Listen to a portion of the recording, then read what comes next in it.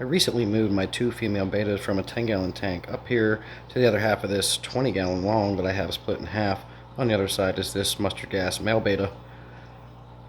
I moved them up here so I could keep the bettas together, though, and they're doing good, except the other female betta was bullying this one pretty good.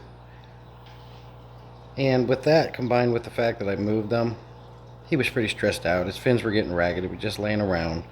As you can see, he's laying around here, but I promise you he's better now, moving around the tank and eating more. Bettas do this a lot. They sit around. That's what they do. But at any rate, I treated the tank with API fin and body to help with his fins a little bit, and I also added Chem stress guard. He was just eating this morning and doing great.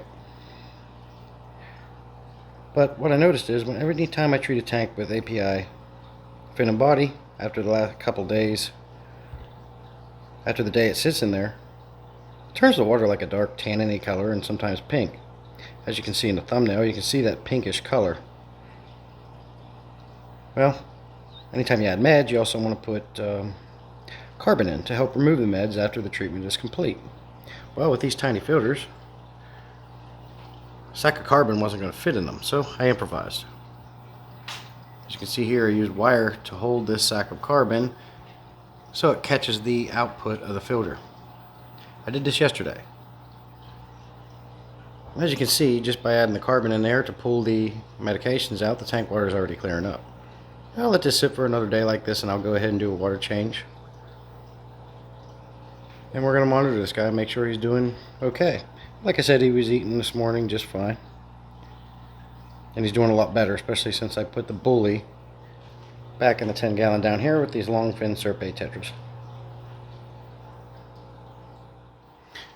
So, part of the reason of this video is to show you that as long as you pay attention to your tanks and you do your due diligence and you watch your fish and you notice things and you take the appropriate action, there is a solution to every problem. Now, if I would have let that go, that betta probably would have died. But I took the steps to reduce his stress. Let's go ahead and add some meds. Let's fix the issues. Let's turn those lights out. They feel better when there's no lighting. They feel more safe.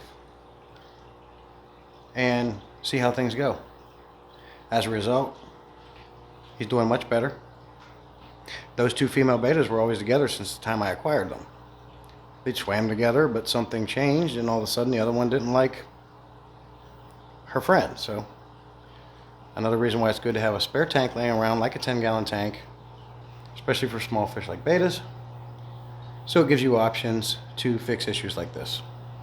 There's always a solution to any problem, like those small filters not being able to fit enough carbon in them. Just as long as you can get the flow from the filter to go through the carbon, it's going to work, because it's taking the water out of the tank through the filter, back out, down through the carbon, and it's going to absorb the meds out of the tank. I'm pretty sure you'll be able to see the difference in the thumbnail picture from the day prior to now, and you can see the water's a lot clearer. So, thanks for watching.